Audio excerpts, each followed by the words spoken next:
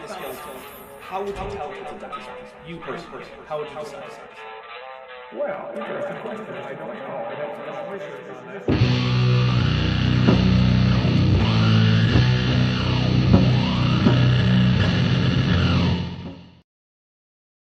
All right, hey everybody, welcome to Kent with Bent 92 Predator 2. Which, just like last time, I'm not pulling any punches on how I see Kent Hovind.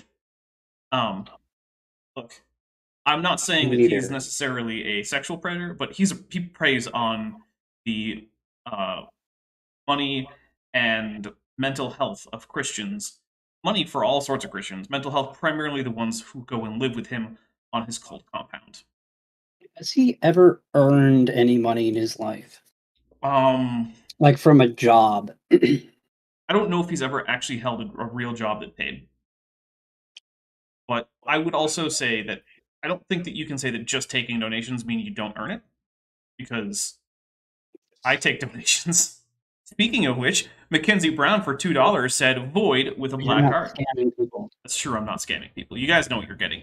You're getting me saying out loud the things that you say, and then occasionally, when we reach certain thresholds, like say if we make 120 in super chats today, I'll make the next video I make be animated with feathers. You know, I'll just put some feathers on myself. I could wear a pink tutu again. There you go. See? But that's not a scam. What? $200, I think, is the goal for that. It's $200, yeah. If you guys are feeling super generous, then maybe we can get the pink tutu back. It's right over there. You can't see it. There's a couch in the way. It really is there. Anyway, so why are we here? Well, we're here to do Kent with Bent, where we basically just we drink along to Kent Hovind saying silly things, and we correct as much of it as we can. And look, I mean, I'm doing this off the cuff. I don't know what Kent's going to say. We're doing it with some well, I'm doing it with some alcohol. We're not going to watch this ahead of time. So not a I will make some mistakes. In fact, before we start, I'm actually going to go over a quick mistake that I made last time. Mistake, oversight, I'm not sure. The Star Runner says for $10 must have feathers. You guys were 10% of the way there. 10%. All right, so last time Kent was talking about a guy who had black mollies to whose tank he'd added a bit of salt over the course of several weeks. They'd done fine with that, but then he put them back in fresh water, and they died. So I hadn't heard of black mollies, but then a few people in my comments mentioned that they were actually brackish fish with a fairly wide range of salt tolerance. So I looked into it, and then yes, it does turn out that they are. And in fact, you can take black mollies and change their salinity fairly significantly over time and have them do just fine. However, unsurprisingly, you can't do it immediately, or they will die. And also, black mollies are unusual in their high range of salt tolerances. Most fish don't have that. So it's interesting. The story was realistic the way it was told, but like doesn't prove anything. You can't do that with every fish. Didn't he say they'd slowly converted them to one type and then threw them back in and they died right away? Yep, which is exactly what you'd expect. It has to be gradual. Yep. So there you go. All right. Problem solved. So with that quick correction out of the way, we're going to go into the drinking rules. There's some drinking rules. So first, we take a drink whenever Kent Hovind says something that's just so stupid I have to drink, which is by far our most frequent drink trigger. Also, we'll take a drink whenever Kent Hovind gets something factually correct that he's not simply quoting from someone else. So if he's reading some text, we'll also take a drink if Godzilla shows up. Godzilla? Oh, and I just realized we don't have the drink counters up. Oh, you know what? Let me see if I can get on there. So, sorry about that, guys. I need to set up my drink counter. But yeah, if Godzilla comes around, we'll take a drink. Now, there are a couple of ways to do that. One is that, well, a few people know the first way, which is to make my phone actually make the sound. Not many people know that because, well, quite frankly, I don't want to die of liver poisoning in the next few minutes. Which is why all of the other people who can cause drink triggers can only cause them for some action that does in fact cost them something, right? Because, you know. So, what are these things? One of which has just been put in the chat, which is that if you super chat or member milestone chat with any of the kaiju emojis that come with channel memberships, we take a drink, which means we're actually already at 2. So thank you very much, DM Wing, who's been a member for 4 months at the level of Tetrapod, for putting in a Godzilla and a Mothra membership benefits. So also, if you super chat anything to the effect that AIG are a bag of dicks, which Chris Reese has conveniently just done for $5. Thank you very much. Exactly as you were saying it. Yeah. AIG is a backpack full of willies. There you go. You take a drink, and that is because they have a history of being horrendous copyright abusers who will copyright claim anything with even tiny amounts of their footage and ignore fair use in their claim, despite the fact that they will copyright claim your use of their footage that themselves that actually itself contains their use of fair use usage of other people's footage that they don't own. Proving that they do know what fair use is and how it works and how to use it. Right. The fact that they, in fact, themselves take advantage of fair use is prima facie evidence that they are hypocrites. Now, the last way, which is a newish one, is if you decide to buy people some gift subscriptions, we will take a drink for that. So gift subscriptions are a relatively new thing. Not so gift subscriptions, sorry, gift memberships. I'm thinking of Twitch, right? But it's basically the channel membership program gives you access to early access videos, channel emojis, my Discord server. And if you want to give that to someone else, they just have to have that option enabled to receive those gifts. But then you just pay them $5 per gift subscription. That person is randomly selected based on how often they interact with the channel. Then they get a free 1-month subscription at the $5 tier, and that does not auto-renew. So if they don't want it, they don't have to do anything to get rid of it. And if they do want it to continue, they can just re-up themselves. We take a drink for that. But we also will take a drink whenever Kent Hovind says something that tells a story that just didn't happen, right? If he confuses his shower thoughts or a real-life argument he had, take a drink for that kind of thing. Also, if Kent Hovind tells a joke that doesn't land, take a drink. If he mentions the National Socialist German Workers' Party or their leaders or their various activities during the 1930s and 40s especially, take a drink for that. We also will take a drink whenever Kent Hovind tells a joke that didn't land, and I think I just... predictions. If we're not sure what Kent's going to go for with his next argument, but one of us can successfully predict it, take a drink for that. And I think that covers it. I think that's all of it. All right. Well, Valkyrie Vision for 189 says, D Squeet, thank you very much, Valkyrie Vision. Welcome to the show. We are now at 18 out of the 120 for feathers. Now, do be aware, if you're not a channel member or a patron, the next video that I make will be made tomorrow or something, and then the rest of you guys will see it in 3 months, and my channel members and patrons will see it Friday or something. We have a couple more super chats. We have one from Dark Law Dragon with 2 drink triggers. It says, AIG is a bag of Daggett tails. And we have one from Erichamian who says, more for the Feather Fund. Thank you very much, guys.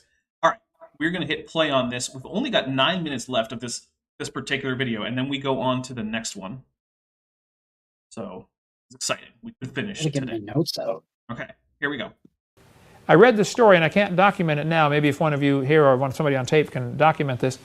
Okay, so if you can't document a story and you're trying to disprove science, your story just didn't happen, as far as anyone in science is concerned. Yeah, but I know a guy who can, he can't document it, but he heard from another guy who's there, so it's real. Oh, do you have the phone number of a guy that I can call? Christians can't lie. It's impossible. Yeah, I've never heard a Christian lie in my entire life. Andrew Snelling. That somebody wanted to sail across the ocean in a raft. You took your sailboat across to Hawaii, right? How far? 1,500 miles? It's 2,800 miles. 2,800 miles in a 30-foot, 41-foot sailboat. How long did it take you? 17 and a half days. 17 and a half days. Airplanes are a lot quicker, That half day. Can't forget the half day. Okay. I don't know what's going on either. This guy was going to try to sail across the Atlantic, I believe, Okay. and he wanted to see, can a human body get adapted to salt water? I think Kent Hogan is going to tell us that the answer is yes, even though he can't document it, and that is absolutely insane. And also, Hearing the proposal makes my head hurt already. Keller Italian who's been a member for 3 months at the amniote level, says Kent anecdotes are way better than actual data with a Godzilla. That's so true. It is. It really is. By the way, Kellera, every time I put your name in the credits, I double check because I'm like, that something about it in my brain. I'm like, that there's a typo there, right? And then there never is. So I don't know. My last the end credit scene I'm using this month, I checked your name like 3 times. Don't know why. It's something about that name in my brain. My brain's Are you always sure like, it's no. spelled correctly? Yes. No. Yes. No. Yeah. So he started drinking just a little bit of salt water, diluted down every day. Have you ever heard of stories like this? If you dilute down the salt water, then it's not really salt water. It's just like if you put a pinch of salt in your water every day, you'll be fine. What is he even talking about right now? Salt adaptation, so Noah could drink the Oh, water I know off that, the side but of the boat. That's it. Let's see the science, Kent. Yeah. Show me the data. Show me the paper that What's was that? written. Is it, can you document it, or is Even it if true? it's in crayon, I don't care. But I've heard the story. That he got to where he could actually drink salt water. I don't And he believe sailed it. across the ocean, drinking the salt water along the way. All right, so even though Kent already said that he can't make a citation for this, this is still a citation needed. I don't believe you, Kent. And Kent doesn't believe in evolution. That's true. That's how you evolve in Star Trek. You just suddenly are different. Yeah, and for some reason, humans are descended from spiders sometimes, but not all the time. Sometimes. Sometimes. Only some of them. Yeah. Your kid needs to go nuts at first, trying to get rid of all that salt, but after you get used to it, Most of the animals that live in salt water, even though today they require it, sort of, it is a nuisance to them. You can study the different animals and how they have to eliminate the salt from their system. Some turtles, for instance. Okay, turtles, which relatively recently in terms of evolution evolved from land-dwelling animals that drank fresh water. And so their internal chemistry involves lower salt amounts than is present in the ocean. Okay, let's tell them how they eliminate salt. But I'm going to make a prediction. I don't think he's going to talk about salt elimination mechanisms for any animal that has spent its entire evolutionary history in the salty oceans. I don't think we're going to get any like jellyfish or like barracuda salt elimination mechanism. That's my prediction. Squirt the salt out of their eyes. They will accumulate the salt in their body, and then they get up, and they squeeze something, some muscle, and the salt squirts out of their eyes. I mean, it's not pure salt, but yeah, it is extra salty water, so we'll take a drink for Like a really weird superpower. I mean, it's less unpleasant than the horny toad, which will shoot blood out of its eye at you. Yeah, that's also a weird superpower. By the way, I was told by a creationist on Facebook today that the Notosaurus boreopelta looked just like a horny toad, and then also that it looked just like a green iguana.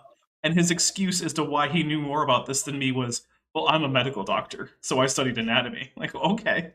Well, I'm sure that matters. Like, as a sophomore in college? In undergrad? I mean, presumably, if he's an actual medical doctor, he did go all the way and get his medical degree. Sure. But the thing is... Sure he did. And then he had that hot take. You can be an expert on human anatomy and not know a damn thing about comparative anatomy. Many of them, sharks, I believe, squirted out of their urine. No, sharks... First, shark urination is weird because a lot of it is actually just excreted through their skin. But I was wrong. I did actually try to say something about a saltwater organism that's spent its whole history in salt water, but no, I'm not aware of any salt elimination mechanisms for sharks. Feel free to let me know if there is one, if you guys know about it. They have to get rid of the salt out of their body because they're drinking this stuff all the time, drinking salt water. Anybody know anything else about that? Getting rid of the salt? Different animals have different ways of getting... Marine iguanas have a salt gland that is coincidentally also near their eyes. There's that. It doesn't squirt out, but it sort of like comes out as a highly saline thing that you can actually see in pictures of them, like streaking down a little bit as like a crust of salt. So there's that. Even though they live in it, it is a nuisance to them. Some of them. Which may be an indication they were originally designed and lived in fresh water. Well, for sea turtles, yes. They did originally exist in fresh water because turtles first came onto land where they were drinking fresh water. Then, several times in their history, they evolved to go back into water in fresh and salt water. Remember, they had that big step in the fresh water That's important. Oh yes, and Vishanti put the one of the perfect memes to this because I shared some of this interaction on my Twitter. So she responded with a "say the thing," and then Bart is labeled with like young Earth creationist, ancient high technology, and like believers and like flat earthers, and Bart just says "looks like," and the whole class says "yay" because it's what they always say. This looks like. Yeah, looks like doesn't mean anything. This is science, guys. Looks like means nothing. You know, the original ones in Adam and Eve's time. And today it's a problem. Anyway, how many of you have ever gone into a cave? And I've been into a cave. Wait. Yes. Okay, hold on. We gotta ask. We have to ask the audience. Have you ever been in a cave? Ask the audience. That's my rule. It's not a drinking Got to do a rule, poll. but I have to do a poll every time Kent asks his audience. I have to ask mine. the guide said, don't touch the formations. They take millions of years to form. So I've actually never been on a formal cave tour where there were like protections against that. So the initial question, have you ever been in a cave? Yes. Has a guide ever told you that? No. For me. All right? You go to Carlsbad Caverns in New Mexico, and they'll say it took 250 million years to form these caverns. I don't think so. They did a study on this back in '78. A couple of scientists did, and they said, this is Dave Madsen. He's a self-professed infidel. He wrote the Bulletin of National Speleological Society, said they gave their observed growth rates as ranging from 0.1 to 10 centimeters per 1,000 years. That means the fastest these things can grow is 2.5 inches in 1,000 years. So that would be that operational science that Ken Ham likes. Also, yeah, I don't know why there's so much train sound in the background of this one, but okay. I beg to differ. Oh, do you? Okay. I know this one. We're still going to drink. It's a correct prediction, though. Kent is going to show us the formation of analogous structures made from dissolved concrete in modern settings, in modern buildings, and then say that because those formations can form rapidly, that observed growth rates of stalactites and stalagmites in caves don't count. That's what he's going to do. Because remember, Kent Holden loves to extrapolate growth rates all the way back into the past when it's convenient for him. But now that it's not, he's going to use a different growth rate and say, oh, well, what if it's actually made the same way as these? It's like, okay, well, this cave in garage, Kent, so I don't know. There's a difference there. Yeah. Maybe before we get into stalactites more, we should remember fresh water and salt water. There are a lot of animals today that go in and out, like the salmon. Lives in the salt water and then goes upstream, you know, to spawn in the fresh water. Yes, some animals are an exception to the rule that they need to have a particular salinity. There was a whale in California. Do you remember that one that came, Humphrey the humpback whale, I believe it was, came up all the way to Sacramento, got trapped in the river. Oh, we got to drink for Godzilla. Sacramento is a long ways upriver. How far would that be? By the way, the river, probably 100 miles in fresh water. Again, we're talking about creatures that actually do have mechanisms to eliminate salt because, again, recent evolutionary history of being land-dwelling freshwater drinking animals. And they had to chase him back out or something. I forget how they did that. You know, had to get the boats in. They got stuck. Yeah. Jonathan and I decided, you know, if these dolphin and whales keep beaching themselves, you know, and killing themselves, and the environmentalists go out there and try to drag them back out, you know, we're going to go out there and say, no, don't drag them out. They're trying to evolve, man. Leave them alone. Leave them here. You know, stop saving the whales. You know. Yeah, not only was that terrible, it was a joke that didn't land. So we're going to take a drink because one guy chuckled. I don't count that. What a Also, crazy of course, thing to say. It's absolutely stupid. So I'm going to take a second drink because it's a complete misunderstanding of what evolution is about. So normally, when Ken says things like, "You never see a dog evolve wings," I'm willing to grant him that what he really means is you never see a population of dogs evolve wings over time, because that's the non-stupid way to say it. Yeah, However, but he's stupid. well, yeah, but I want to be generous where I can. But here, he clearly means that the joke relies on your understanding of evolution being that individual organisms evolve their particular morphology as an individual, which is then later able to be passed down. That's not how it happens. And yes, Paleologos who's a young Earth creationist, says evolution happens at the level of population, not the individual. Yep. Peter, I wish more of the young Earth creationists were like you and fewer of them were like Kent. Although Kent is like the bottom of the barrel, so Yeah. fortunately not many of them are that bad. Okay, back to stalagmites. This is a Okay. picture under the Lincoln Memorial. A picture taken in the Oh, so it's a picture of the underneath of a modern structure that has concrete above it. Okay. 60s. Memorial built 1922. How do you get 50-inch stalactites in 40 years if they grow 2.5 inches per 1,000 years? Wow, by the way, Vishanti says AIG is an assemblage of humpbacked Plantagenets, and she's been a member for 14 months at the tetrapod level. So thank you very much, Vishanti. Nice.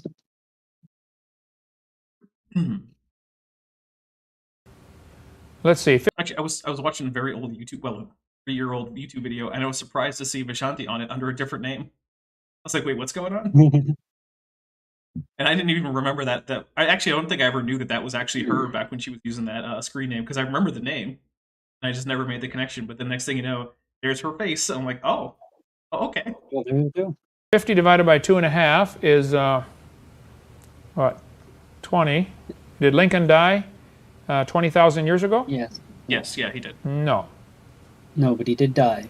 This is in Carlsbad Caverns in New Mexico. There's a bat covered up with flowstone. Yep, that does happen. Before it had time to rot, it was covered on top. Now, this is a stalagmite. Stalactites, mites are on the ground. That's true. We'll take a drink. Stalagmites grow much slower than stalactites, because up there you got gravity helping, stretch the minerals out. On the ground, gravity's hurting, squeeze. I'm pretty sure in both cases it's evaporation deposition, and it basically just matters the overall drip rate. I don't actually know that stalactites grow at a significantly faster rate than stalagmites, but like, I don't even know what you call a scientist who studies caves.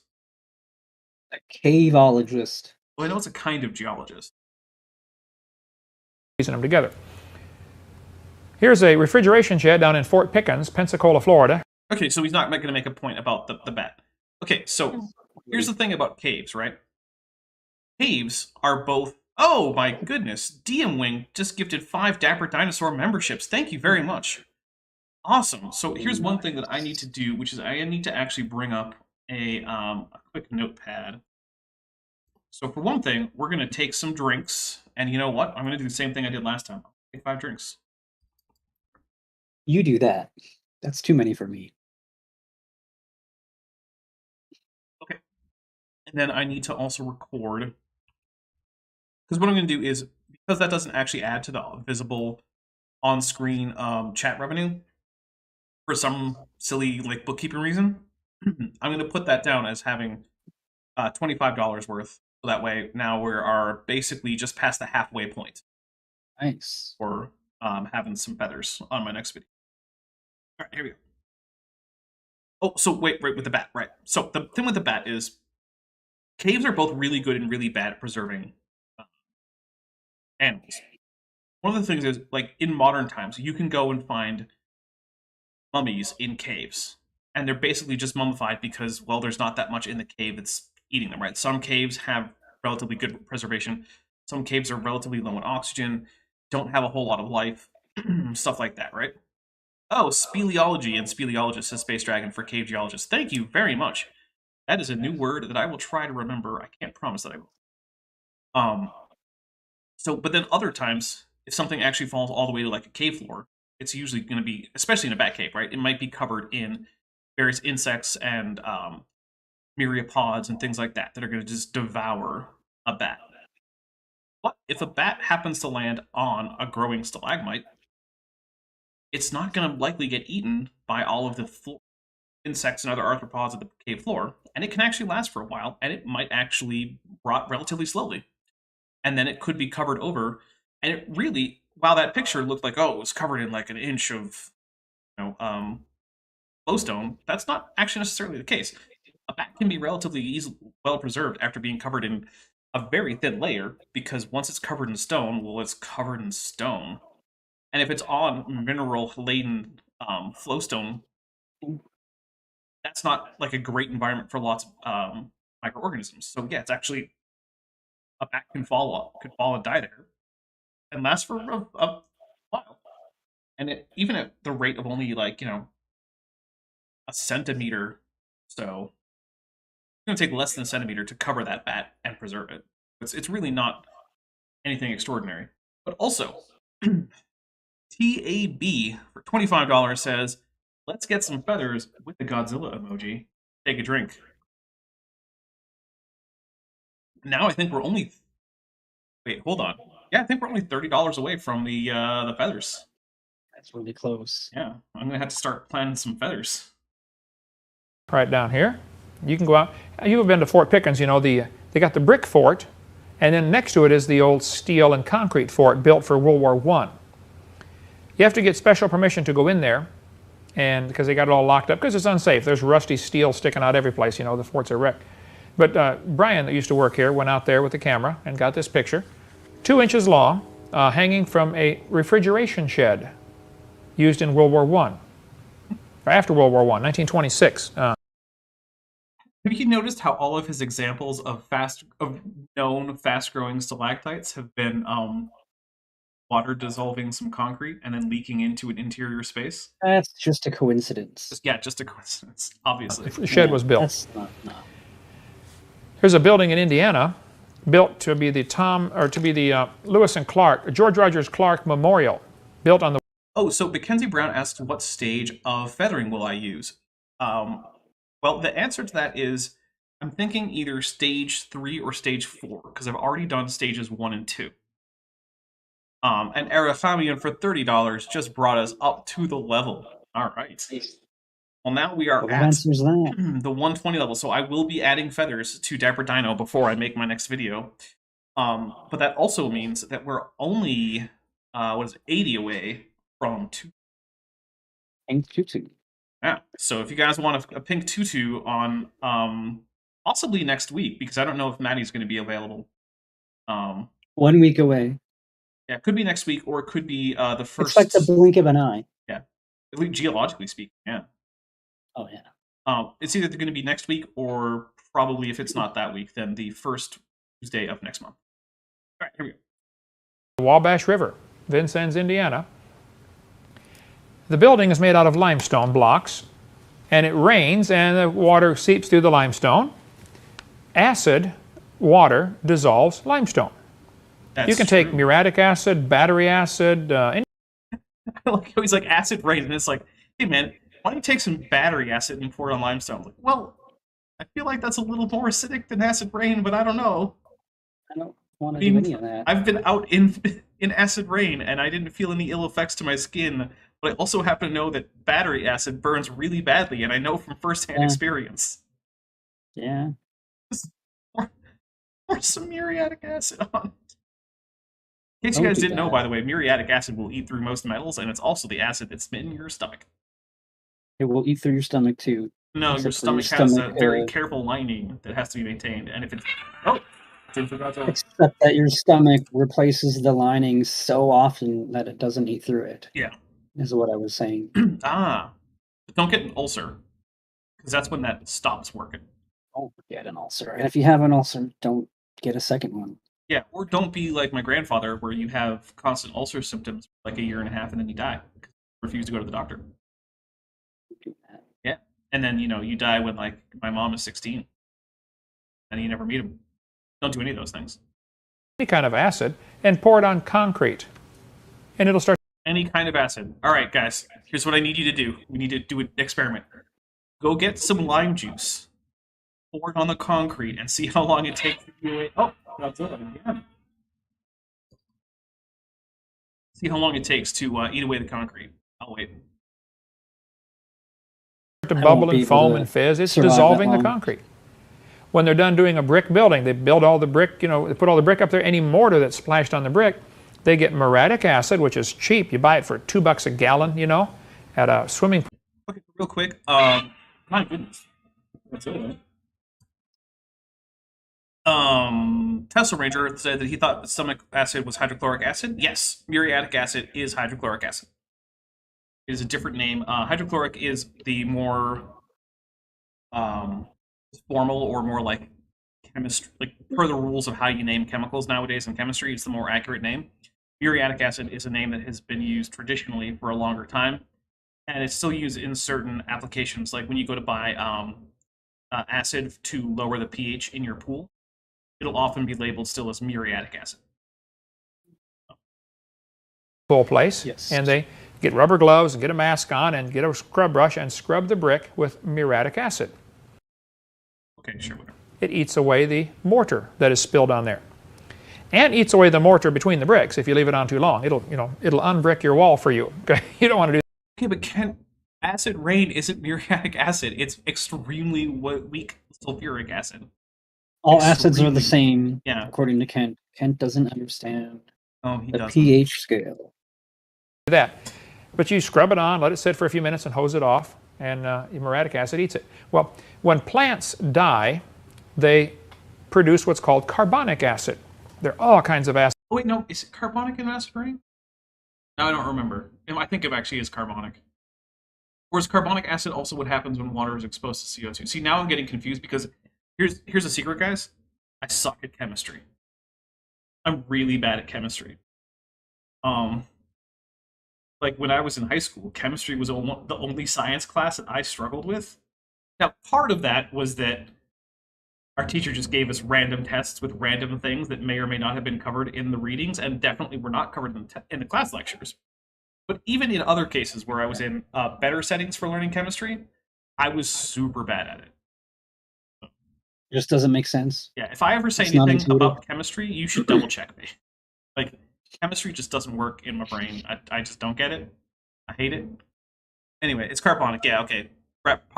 Robert Medwell and paleoelectrical. Yeah, it's carbonic acid. Yeah, all right. Yep, carbonic. My bad on that one. Actually, the only reason I remember the carbonic thing is because like it affected water chemistry when we were in that military branch, and there was this big question like, why is there always carbonic acid in the water? It's like because it's exposed to air and the CO2 gets in there. Their chemical reactions are carbonic acid, impossible to avoid. And then I said, oh, okay, I guess that makes sense. I don't know how many, a lot of them.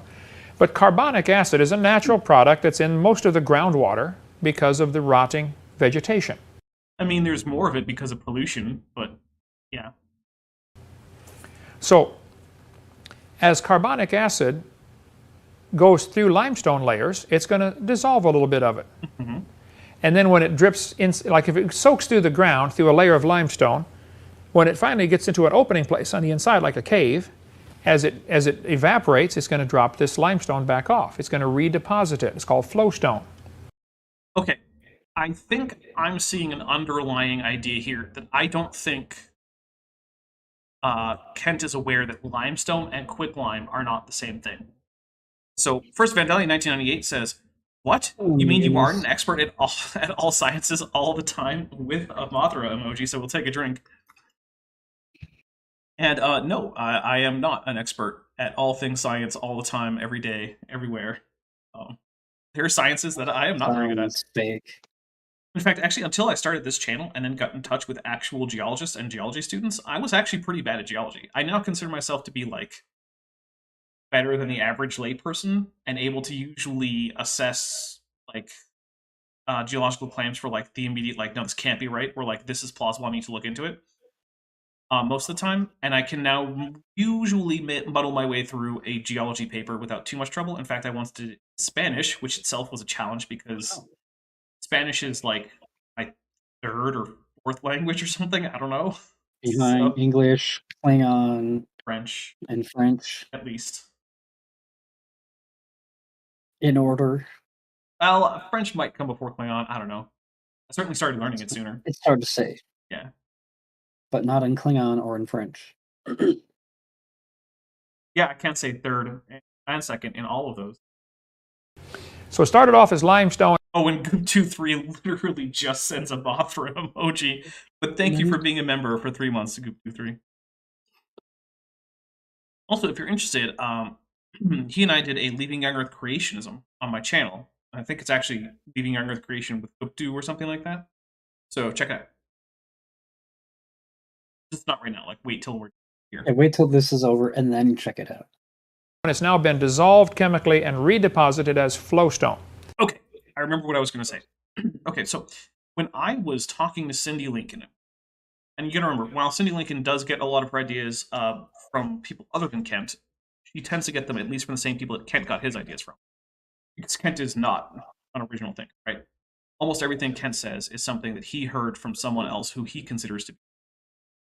So there is this confusion, I think, at Dinosaur Adventureland about the difference between limestone, calcium carbonate, and quicklime, which is, I believe, calcium oxide. And the way that you get calcium oxide is by burning at a very high temperature limestone. In fact, the concrete industry is actually responsible for about 10% of all carbon emissions worldwide, which is kind of crazy when you. That's because they're producing quicklime. Quicklime will, one, set faster in concrete than it would ever do with limestone, but it also will dissolve faster than some things under limestone. I think Kent here is confusing limestone with quicklime. Because there have been historically concretes using limestone, but those have basically been abandoned in the modern day because of how slow it is to set. Yeah, I think that's what's happening here. And that's what causes these features right here, stalactites, stalagmites, and flowstone. Well, this, and they're huge, looks like a cave that some guide is going to say, oh, this took 200 million years to form. Most caves aren't that old, but 200,000 is a more typical number. I know, sir, it took 40 years, okay? Okay, so Kent, the only thing that you reported as a measured rate for stalactite and stalagmite growth was one that you found unacceptably slow, but you didn't bother to report another growth rate from caves. If you want to say that natural caves have the same growth conditions for these formations as artificial spaces with concrete above them, it's on you to go do the test. Get someone, or go yourself, to a cave. Find the cave that you think has the best setup for rapid growth of stalactites and stalagmites, and then sit and watch. Do the It's science. going to be tedious, it's going to be Do the boring, numbers. expensive, but it's on you. Write the paper, get it peer reviewed. Because the only citation we have... Do the statistical analysis Right. in the paper. You taught math and science for 15 years. I know you know what that means. The non-binary bee says, if that were true, wouldn't that just cause caves to collapse faster? I'm not sure whether that is, so, because you got to remember, there's a good delay between me saying things and you typing things right after you hear them. So I don't know what specifically you're mentioning. The fact that limestone is slower to dissolve wouldn't cause caves to collapse quicker. Quicklime being quicker. Oh yeah, 40-year cave formation. Yeah, that would absolutely cause caves to have much more problems with stability, because I mean, all of the rocks holding the cave up would be dissolving orders of magnitude faster than it actually is. But yeah, literally the only citation we got on cave stalactite and stalagmite formation disagrees with Kent, and then he just cited non-relevant instances to then say, well, similar formations can happen faster in artificial environments. Okay. Hello, this is kind of off topic, but have you seen the papers about rapid cave formation from rising acid? I have not, actually. If you could send me some of those, that would be interesting. It does seem plausible that, especially with the rainwater increase and groundwater in some cases increasing in acidity because of pollution, that it would cause an increase in the rate of cave formation. I mean, that does seem plausible to me. All right, here we go. Here's a cave, or a lead mine in Australia, Queensland. Here's someplace I would not want to work. A lead mine. In Australia. The mine was closed down for 55 years. Seal the door off, close it down. It's unsafe, or not enough lead to get, who knows why. They closed it down for whatever reason, okay? Usually it's because the mine runs dry. Or it could also be because the price of the product mined dropped so much that particular place was no longer profitable. which actually happens a lot. A lot of mines are actually abandoned, not because the thing you're mining is gone, because it costs more to get it out of the ground there than it costs to actually than you can actually sell it for. It actually happens around where I live, because Benson and I live in an area with a lot of open air mines, and some of them are only sometimes open. And like the company that runs them will like keep careful track of the price of whatever metal they're pulling out of the ground, often copper. Certain mines will just close down for a few years because the copper is too expensive to mine versus how much they can actually sell it. There are also a few mines that don't tend to do that because they can actually cover their operating cost with byproducts. Like I know of a few mines in Arizona that all their operating cost is covered by gold, and then their profit is covered by copper. Nice. Yeah, they can stockpile the copper for when it's more expensive and then just keep selling gold. Mining is an interesting thing. Either unsafe or not commercially worth going after. Oh, he said it. Okay. The cost of it. You know what? I'm going to take a drink for Kent actually getting the real reasons that mines go out of business correct. So I'm impressed. Doesn't happen often. Yeah. Extraction is greater than the value you receive. Yeah, we just talked about Well, that. after 55 years, they said, well, let's go see how it's doing inside. They opened the door, went in there, and it was it looked like a natural cave, stalactites all over the place, stalagmites on the floor, and all this formed in 55 years.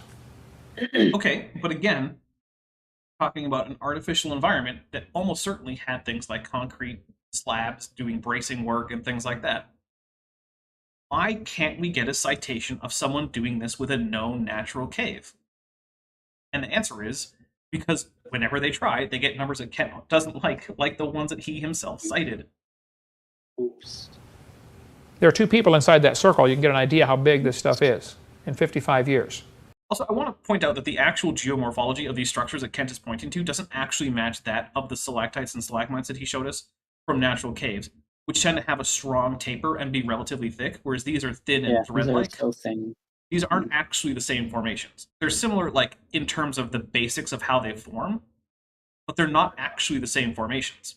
So basically, this is just Kent saying, well, hey, you know, a tiny baby bird can grow from a tiny little bird to an ostrich in, like, 2 years.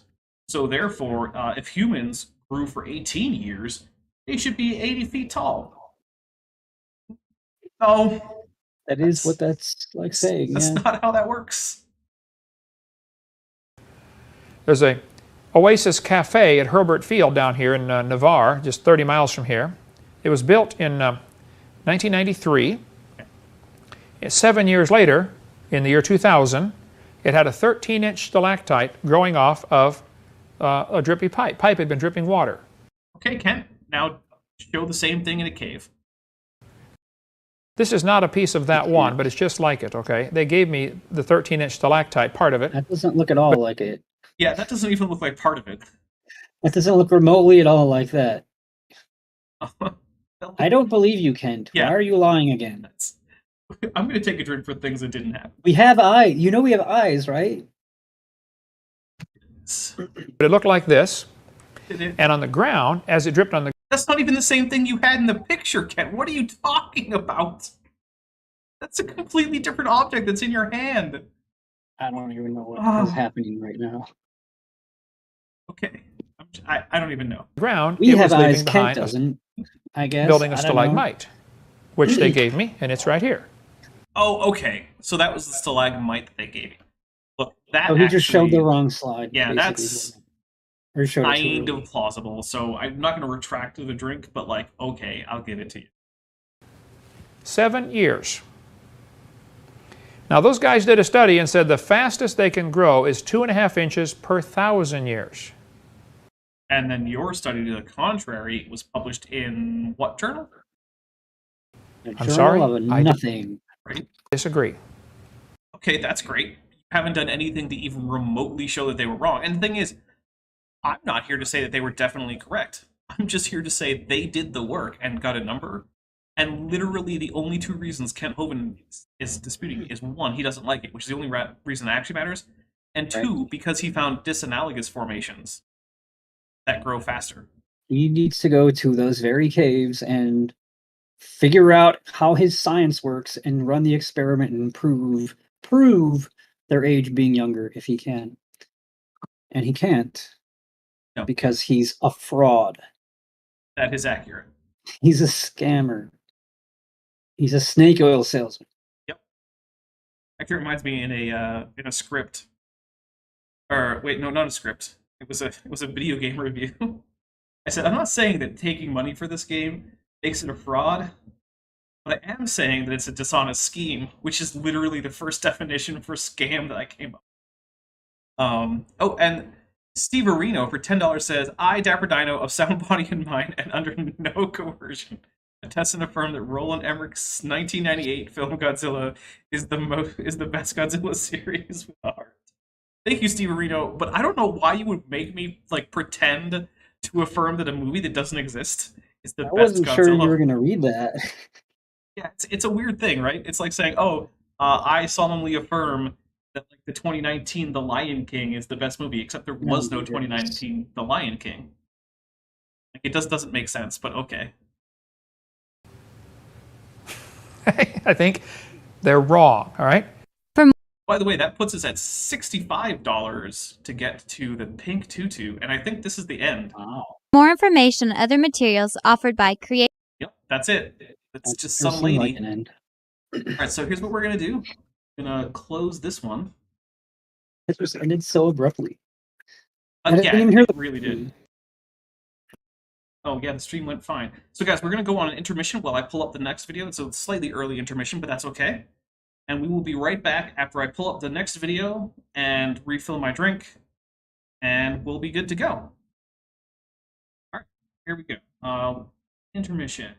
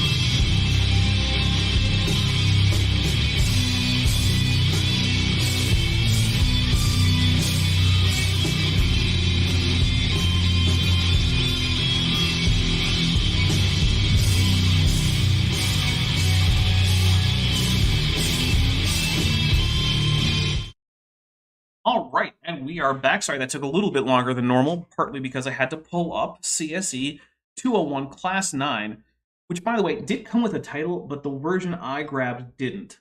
What I'm actually going to do, I'm going to double check what the title is, because it was nonsensical, and I want to read it to you. CSE 201 Class 9, here we go. Topic, what 4 evidences is there for a young Earth? Okay. That's the topic of today's video. Writing that down. Yeah, it's a very I bet strange we'll get title. 0.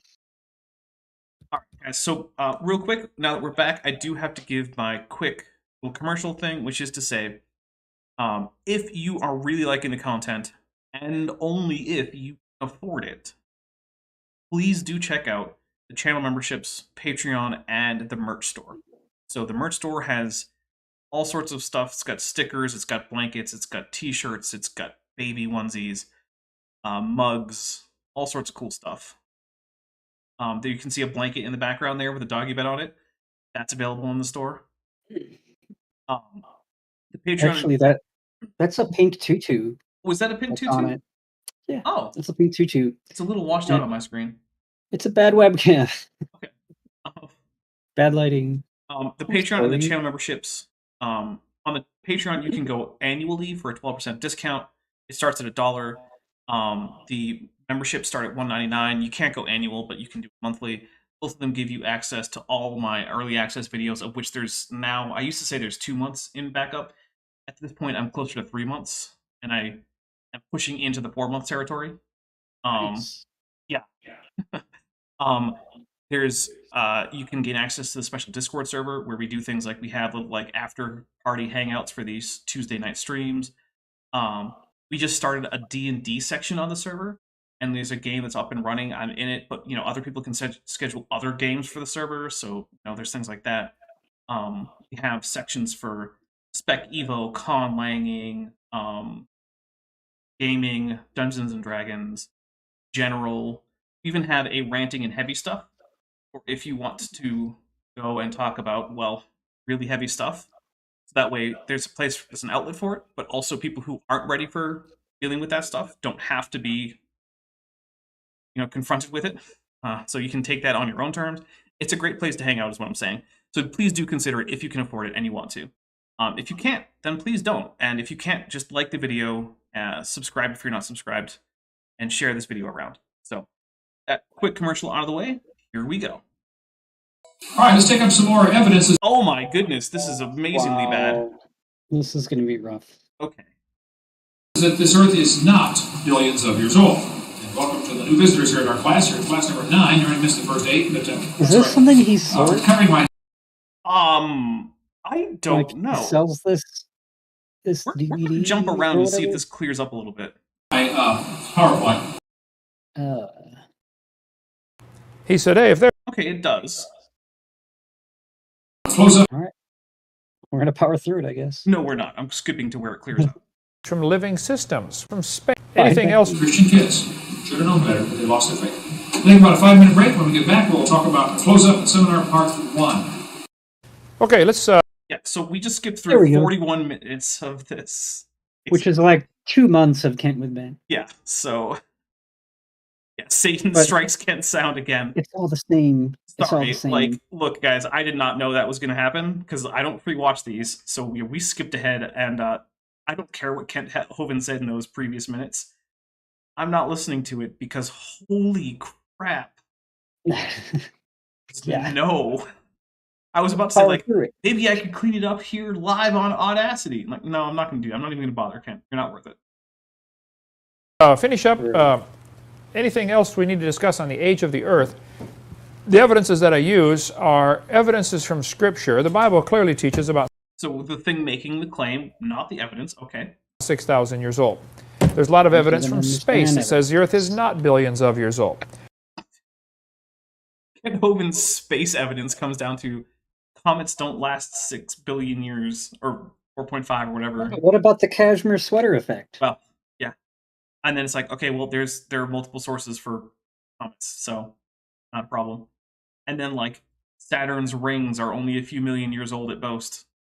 Which, yeah, true. Hey, it basically just comes down to the same thing like what he was talking about with like, oh, the oldest coral reef on Earth is only this old, even though it's actually much older. What happened 4,400 years ago? Nothing. Formations in the solar system don't have to be as old as the solar system. Just like formations on Earth don't have to be as old as the Earth.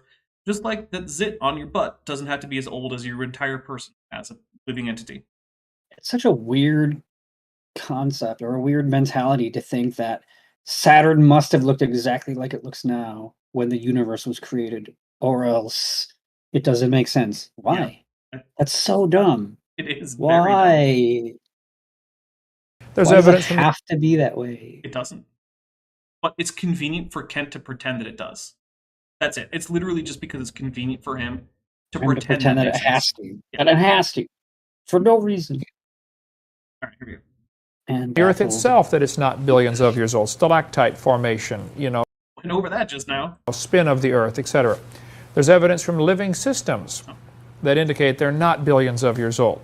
Well, I I am not billions of years old. There are no currently existing extant living organisms that are billions of years old. Not even you are that old. You're only 150 million and Exactly. So we'll take a drink for Kent getting that right. There are no 4.5 billion-year-old living things. The core. Oh, the paleo logo says, but where did the mole on top of your skin come from? Outer space? It's outer space. Because Kent likes to say, well, if the top layers in geology are younger, where did they come from? Outer space? It's like, what are you talking about? Oh, my brain. Make it stop. Oh, that might be one of his most boneheaded catchphrases. All right, here we go. Coral reef, the oldest tree, etc. There's evidence from history. The Earth is not billions of years old. Okay, so here's a cool thing, right? It doesn't go that far back.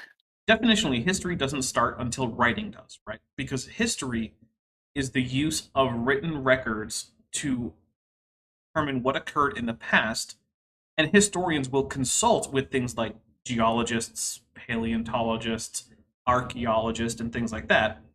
But history itself is primarily concerned with written documents. Before written documents, we don't have history.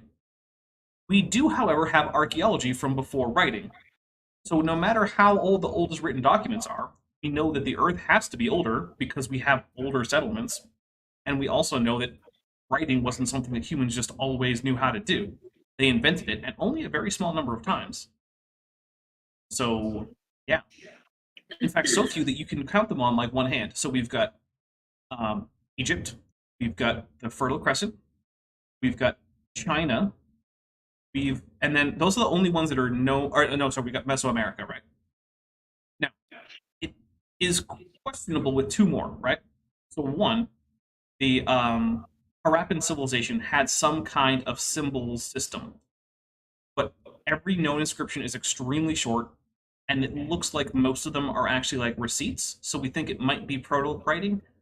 We're not sure.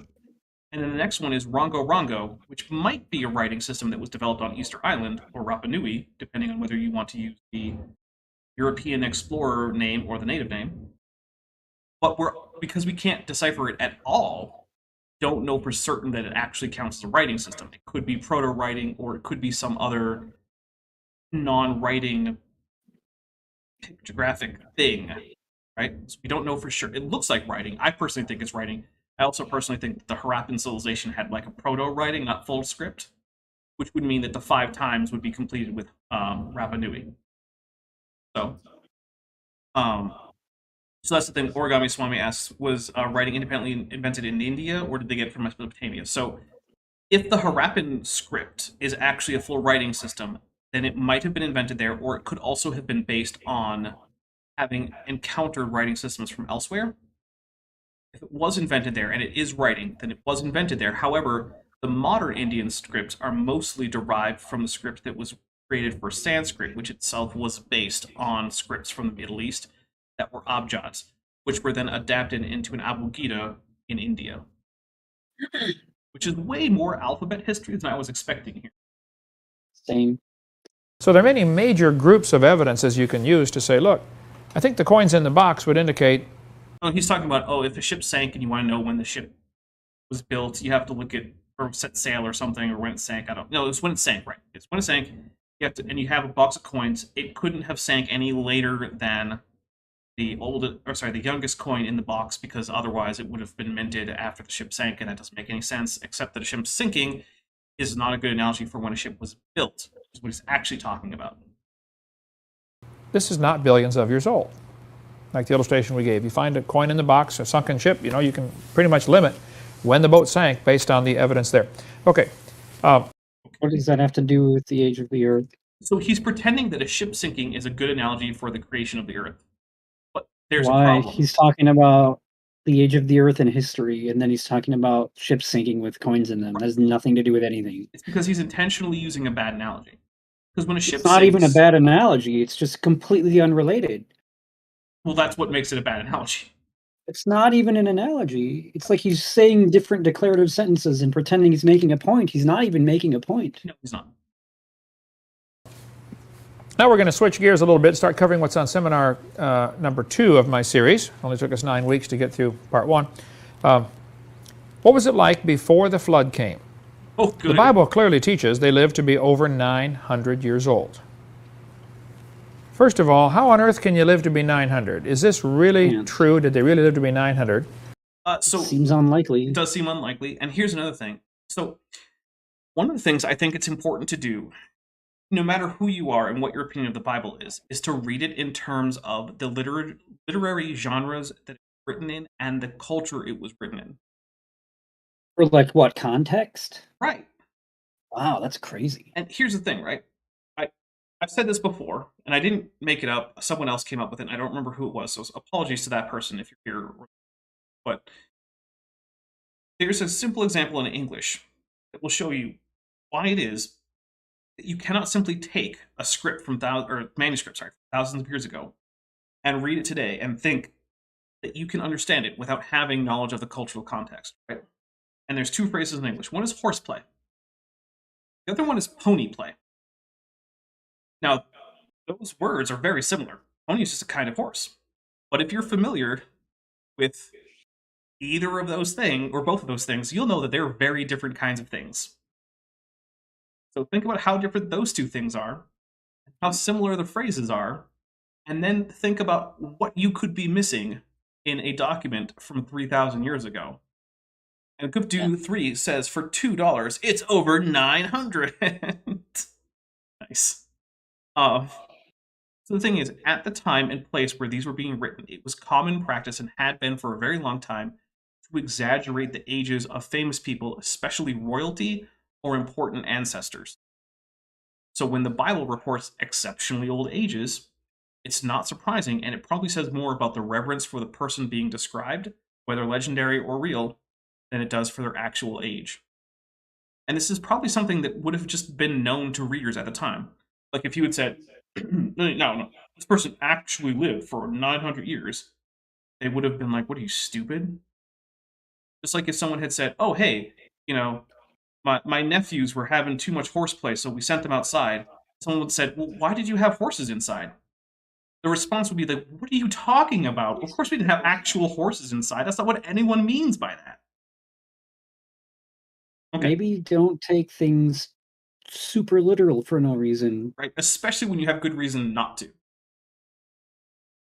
If you What have was good reason different to back do then? so, okay, but you don't. No, we don't. Actually, we have good reason not to, specifically. We have anti-reason to take it literally. What was the Garden of... I'm going to say Garden of Eden, though technically that's just one spot.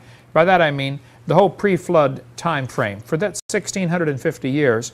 Okay, so Hence, you're getting even basic Bible stuff wrong again. I'm going to take a drink. Oh my gosh. Okay, the Garden of Eden is what's called the this is if you're taking all of this very literally, is the prelapsarian world, before the fall, or lapse. The prelapsarian world is before the curse from the fall that God pronounces in Genesis. Now, the time between that and the flood is the antediluvian period, in which case, even if you're going literally, things are different than prelapsarian, but they're also not the same as postdiluvian. These are separate eras in a literal reading of the Bible. And it Yes. bugs me to no end his own nonsense right. when talking about his favorite interpretation of his favorite book. Goodness. Next thing you know, he's going to tell me that Gil-galad's forged the Silmarils.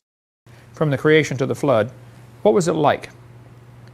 Average age before the flood is 900. And I tell folks in my seminar, even if all those ages were literally true, it's just the average age of the people listed in those genealogies. You can't necessarily extrapolate that to all of humanity, but okay. you could learn a lot in 900 years. Also, the non-binary bead got my reference about Gil-galad and the Silmarils. I'm glad someone did. I don't Keep in think mind, he Adam could came learn very pre- much in 900 years. No, he probably couldn't. Mostly because he refuses to try. Programmed straight from the hand of God. The guy Except could learning a long walk, time ago. talk, name all the animals, and get married first day. Incredibly high IQ.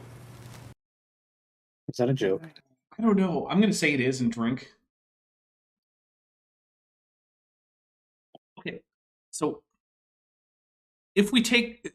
So with naming all the animals, right? One of the things you got to remember is that this is written by people for whom all the animals was a pretty small number, right? There were like cattle, goats, and sheep probably as one group, right? They probably weren't separating these out. You got a few different kinds of bird, you get like crocodiles, elephants, hippos, maybe some wild gazelles, a few different kinds of fish. Probably lumping in most insects into groups, like all the grasshoppers and locusts, which, by the way, locusts are just grasshoppers that are in a different life stage, but whatever. Probably lumping all those together. Probably just lumping all crickets together. You're probably lumping all termites together, all the ants, right? And then you're naming those things. That's not actually an extraordinary task if you take it the way that it's meant, right? Whereas if you were to do now and say, oh, Adam was given the task of naming every species of living thing, well, of course that's impossible in a day. But that's not what anyone was talking about at the time. Which, again, is why, if you want to make sense of these stories, you have to do at least a little bit of looking into when it was written, how the people at the time talked about the world around them, what literary genres they had, because, by the way, this is not history, this is a mytho-history, not the same genre as a history. In fact, history as a genre hadn't been invented yet. So, yeah. Who knows? IQ 400, pick a number, way up there, beyond anything we've ever seen, okay? Think how much knowledge he had pre-programmed into him to begin with, and he walked and talked with God for probably 100 years. By the way, guys, the audio sync is on Kent's end, not mine. So sorry about the audio sync problem, but I'm not going to sit try and fix it. Before they sinned. That's my guess. I'll show you why later on here in this class. I think they lived in the garden for a long time, 100 years, before they sinned. Why? Well, he said he's going to tell us later, so apparently we just have to wait. I'll wait. Okay. He will. But whatever it was, he got to walk and talk with God for some time. That's an incredible thought. And he lived long enough to pass this information on to his great-great-great-great-great-great-grandson. See, okay, that's one of the things about the genealogies, right? If you take them literally, then there's good reason to think that these people who in the text, outside the genealogies, there's no reason to think they had any contact, would have actually known each other. And also, if you take it very literally, there are reports of the death of people before they could have actually died according to the genealogies. So the simplest solution to this whole thing is just to say that the There's a full ages... time dilation. Well, or you could just go with, Wait, no. hey, maybe the genealogies weren't meant to have ages as literal numbers of how long people lived, which was the assumption that that wasn't the case for the entire cultural milieu of like the Fertile Crescent, Levant, North Africa, Egypt kind of area. Well, no, actually Egypt was pretty accurate, or at least could have been much more accurate. They often seem to have been. But yeah, like when we're talking like Fertile Crescent, Levant, that area, yeah, no, people were exaggerating these ages as a matter of course. Think how many things are lost to knowledge, Ancient high technology. If Kent Hovind talks about ancient light bulbs in Egypt, I'm going to finish my drink and go get another one. Wow. Because my goodness, that sounds like where he's going. And I did a whole project on that when I was in college for my history degree, where I sat and translated the goddamn Egyptian hieroglyphics. So, They say the Greeks discovered the value of pi. No, Not really. The Greeks actually always struggled with pi because their method of doing geometry involved what's called a construction, where you have straight edges and compasses, but it's actually been proven mathematically that pi is a non-constructible number. You can't actually get pi with the tools they were using. And so the Greeks had approximations for pi, but they weren't really able to calculate it to any arbitrary number like we can now. Or sorry, any arbitrary decimal place like we can. the Greeks rediscovered the value of pi, 3.14159. They didn't discover it. All kinds of things have been known. Well, the value of pi is just 3, Kent. So if you're going to say that the Bible is full of ancient lost knowledge, I mean... I like why how does it get Matt pi O'Dowd wrong? rounds it to 1. Look, in cosmology, that's fine. That's my kind of calculation. From ancient past that are just now being rediscovered. I don't know how advanced they were before the flood, but I have wondered if they had space flight. What? Ancient antediluvian rocket ships. I'm out. That's it for me. He's going full ancient astronaut. I'm taking it. Oh my goodness. I'm finished with Wow. this tea. I was not expecting ancient astronauts. That's the first time I've heard him say that.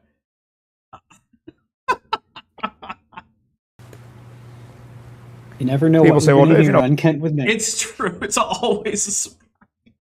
If man lived forever on the earth, wouldn't he fill it up with people and pretty soon be overcrowded? Well, correct. If nobody ever died, that would eventually become a problem. It's like that episode with Gideon's World in Star Trek where everyone was shoulder to shoulder standing right next to each other, and Kirk accidentally gave that one woman a cold and she took it to her planet and they all, half of them died of it. I think Kent Hovind would read his Bible and then maybe watch some Star Trek and then fall asleep and then have dreams and just confuse the two. And then he just remembers the Bible and Star Trek is the same thing. I don't know. What on earth is he going on about? Okay. Space flight? Guys, You know- I specifically said light bulbs in ancient Egypt, not spaceships. We're not finishing my drink unless he specifically talked about light bulbs in ancient Egypt. Now, you got to consider a couple of factors in there, though. Today, the earth is only 3% habitable. Well, I said I was 90 finishing my little tea. That's why. 3% habitable. I'm going to need a citation for that one. 7% of this earth is uninhabitable. Deserts, ice caps, underwater, 70% I of live it. in a desert. I live in a desert. We're just going to take a drink for you can't live in the desert, he said while talking to someone who literally lives in the desert.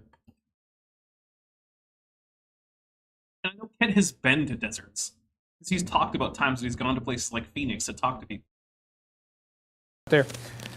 So if 90% of the earth was habitable But before he the doesn't flood, think Phoenix is a desert He might because not. it's a city. He's got plenty of water when he was there. that would allow a population of Luxford. several 100 billion people could live here on the earth with no problem. And I don't believe you. Kent, Go even on. if it's true that, I'm sorry, only 3% of the globe is actually taken up by people physically living there, you do realize how much space it takes to feed a person, and that's with modern technology, right? Like, if you've ever flown over from coast to coast the United States, or Canada for that matter, one of the things you'll notice through a whole lot of it is vast farmland. And Lot. that's, to some extent, North America is one of the major food exporters to the rest of the world. A huge portion of the world's food is grown in North America. And that's because there's so many people, and so little of the land is available for intense farming. Already, there's more people on Earth, despite the fact that much more of the 90 whatever percent is uninhabitable. The only reason we can have that many people is because of an international logistics network that puts food all over the place. If you were at subsistence levels, which, face it, there's no reason to think they weren't, or wouldn't have been, then there's no way you could support that many people on the land, even if 3 times as much of it was technically livable. But of course, I guess if you think that maybe they had spaceflight, who knows? Maybe they had moon colonies growing moon wheat. They had sorghum farms on Mars. Why not? Maybe. We're just making stuff up. Well, maybe God's plan was, okay, I don't know. It's not in the King James Bible, so I don't know what he would think. Why he It's would think that. definitely not there. once you get this one full, we're going to send a colony off to, the next one. Who knows? Just a thought. In that case, since the current estimate... It's a I guess thought. you could call it a thought. Yeah, but I guess. I find it weird that Kent Hovind's, like, no lapse from Adam and Eve fantasy involves, like, interstellar colonization of different It's planets. like a shower thought to me. So I'm going to drink for that whole Oh, thing. that's fair. I'll take a drink. Estimate is there's enough stars that everybody can own 11 trillion to yourself. All right, everybody, big numbers. If you're playing Creationist Bingo, make sure you write down big numbers. It would take a while to populate all that. Numbers. Assuming, of course, there are worlds around those stars. We don't know that there are. Well, we do now. There are. Whether you'd want to live on them is a different question. But, I mean, that may have been God's big plan. But the average age before the flood is 912 if you throw out Methuselah. I mean, if you throw out Enoch. Why would I throw out Methuselah or Enoch? I don't know why you would throw out... Well, I guess because Methuselah technically doesn't... It doesn't say he dies. It says he went to be with the Lord, which I think is just a euphemism for dying or whatever.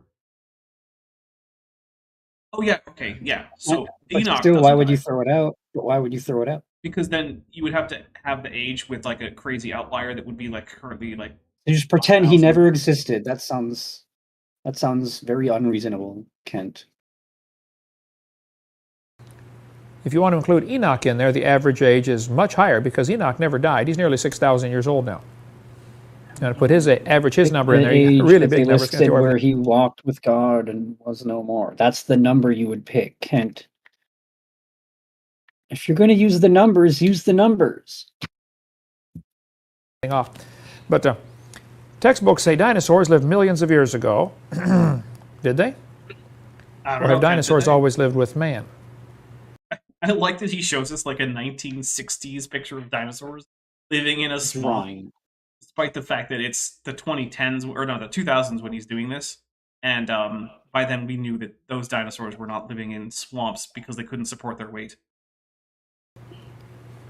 So in these sessions, we're going to talk about what the original creation was like. What did they eat before the flood? What was their diet? What will it be like in the 1,000-year reign of Christ when the Lord fixes things back like they used to be? He promises He's going to restore the world like it used to be. So what we're about to study is gone, but we're going to see it again one day. Where did all the water for the flood come from, and where did it go? I was in my first debate I did, University of West Florida. One of the students in the audience during Q&A time, he said, hey, if there's a worldwide flood, where'd all that water go? It's actually a good question, because it would take way more water to flood the entire planet than is on the planet, so it has to have gone somewhere. And let's see what stupid thing Kent says to make up for it. Fair question. I said, well, it's still here. The oceans are gigantic. And they're not even close to big enough. Oh, I'm just going to take a drink. I'm sorry, the oceans are what they are. They're oceans. There's not more water in them to flood the entire Earth. There's as much water as they have right now. If the oceans had what does that even mean? If the oceans had enough water to flood the Earth, then the Earth should be flooded. Would be flooded.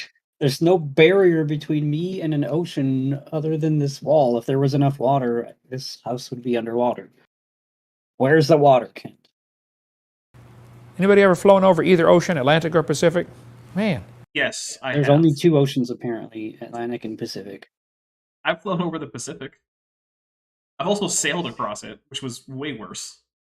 Yeah, I've done that too. It's incredible. You can fly for hour after hour after hour, just incredible amounts of water out there. I flew over to Pacific coming back from Australia. Man, what a long flight. At 500, actually the pilot came on, he said, folks, we are caught in the jet stream. We have a 200-mile-an-hour tailwind. We're going 750. Oh yeah, he did ask a question that points out. Okay, we're going to end a poll. So here we go.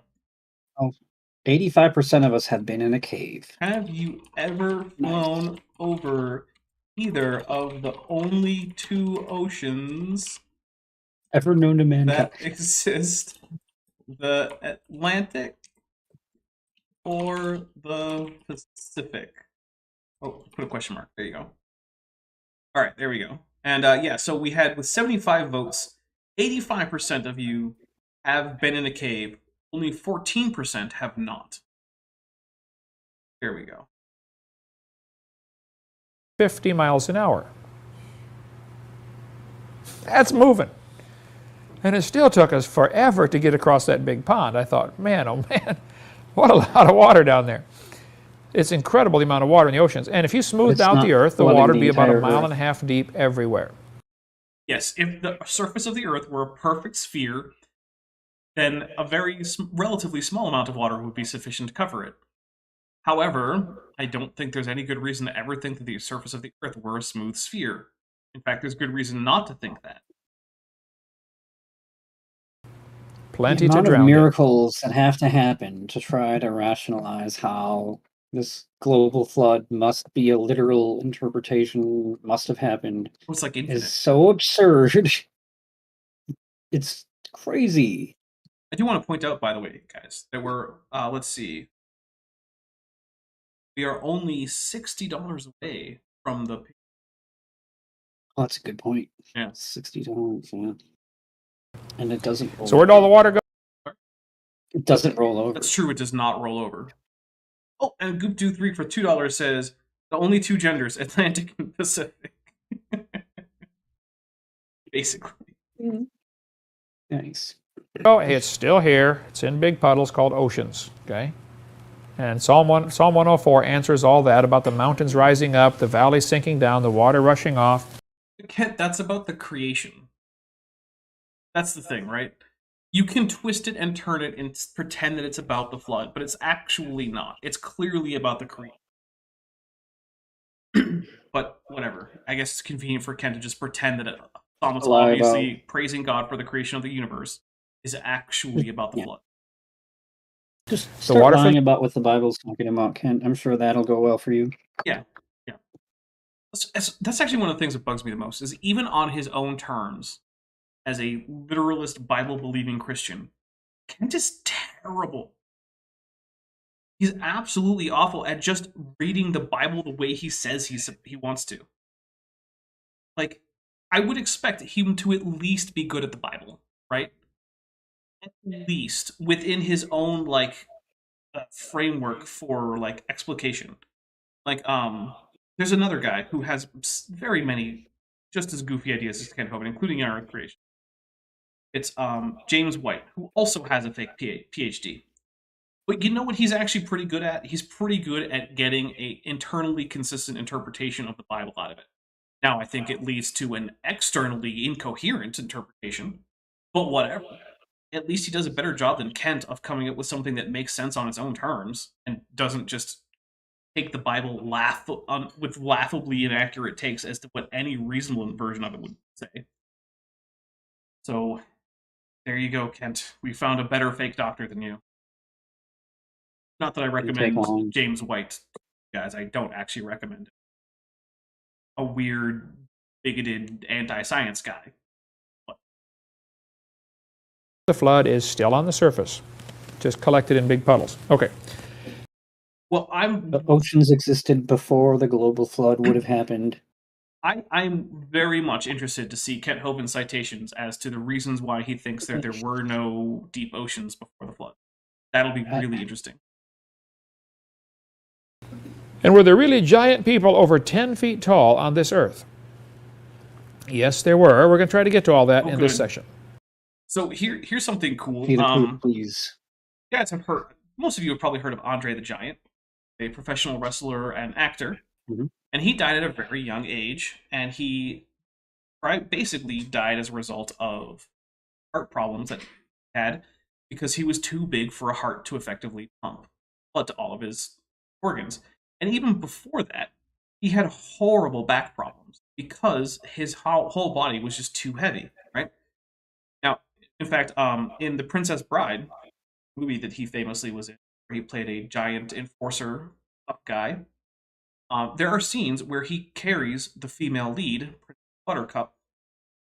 But the thing is, in wide shots, he was actually carrying a specifically very light dummy in her costume. And for the close-ups, they had to hook her up to a wire harness because he was physically incapable of carrying that much weight without excruciating pain. And he was way shorter than 10 feet tall. And like 7 feet 4 inches. Robert Wadlow, the famously tallest person in known history, also had horrible joint and heart problems. He had to walk with a cane, and he had horrible knees and foot pain, and he also died early. Yeah, like 21 or something like that. Yeah, like Not really young. 960. Humans are not 22. able to reach 10 feet tall and survive. Like, unless you want to introduce whole new miracles, or Adam and Eve were radically physically different from modern humans, it's just not a viable hypothesis that humans used to be 10 feet tall. They didn't. In this next 5 years. Okay. 2 Peter chapter 3. Knowing this first, that there shall come in the last days scoffers. Have you ever had to work with or talk to a scoffer, someone who scoffs at the Bible? I watched videos on him every couple weeks or every Tuesday. It is odd the degree to which Kent Hovind actually scoffs at what the Bible actually says, compared to how much he complains about people scoffing at the Bible. Right? I get them all the time. Why do they scoff? The Bible says they're walking after their own lust. The reason they scoff is because of their lust. I've never seen an exception to that. Okay, this isn't normally a drink trigger, but it is on the bingo card, which is, you only believe in evolution because you're horny. I'm just going to take it. Look, first, there are lots of Christians who are not young Earth creationists. Also, there are people who are ace who aren't young Earth creationists. There are people who live married, monogamous lives, don't go sleep around, and who live lives that, in terms of their sexual mores, would be completely unexceptional and unobjectionable to Kent Hovind, who believe in evolution. There is no correlation between just how horny and kinky you are and how likely you are to believe the Bible. And plus, do we have to go over all the famous televangelists who have been found out to be using, like, you know, gay prostitutes or being inappropriate with their congregants or things like that? Because it's a lot. Those guys were walking after their own lusts. But oddly enough, they don't tend to then go believe in evolution, which is weird. That's so crazy. Yeah, It's almost like they are the scoffers. Yeah. I was at University of North Florida in Jacksonville. I did a debate with 2 professors there, and they refused to allow me to videotape it. They said, if you have a video camera here, we won't debate. We're leaving. Okay. That sounds like a thing that didn't happen. I'm taking a drink. Now, what might have actually happened was we hired our own camera crew. We don't want your ridiculous camera crew messing it up. That. Or like, yes, you can audit this freshman level class, but you can't record it. Which is also common. Although Could have been I'm that. pretty sure he was there for a debate in a story. I don't really know. But I'm reasonably confident. But it was a really good debate. It was fun. 2 on 1. Yeah, you know what? The Venerable Pete says, aren't there accusations towards said man on the screen that are like this? Yeah, so, there's reason to think, and I can't go into it, because I've made promises not to reveal everything that's been told to me about what goes on at Dinosaur Adventureland from a few different sources, but there is good reason to suspect that Kent Hovind has perhaps had some relations with other men on Dinosaur Adventureland. Maybe. Not for sure, but maybe. I'd be glad to go back there any day. Afterwards, we had a Q&A time, and I was talking to one of the students there from the university. He said, evolution is a fact. It's a fact. I mean, it literally is. You can watch it happen. I said, son, now calm down just a minute. Let me ask you a question. Suppose creation Calm down. were true. Just Bet Value 1998 for $5 says, and even if bigger humans were physically possible after many years of being in the gene pool, would that mean longer periods in the womb? Possibly. So it actually is the case that mammal gestation does tend to scale pretty closely with mass, like adult body weight or body mass. So yeah, it would presumably mean longer pregnancies, but I don't know if it would then, like if humans had then evolved to be smaller, if that would then change that, because we know of animals that are relatively small compared to some of their relatives, and their gestation periods tend to still scale pretty well with body mass. So, like, I don't know. Like, because you can look at, like, do beavers have, or capybaras have a much longer gestation than, say, a dormouse?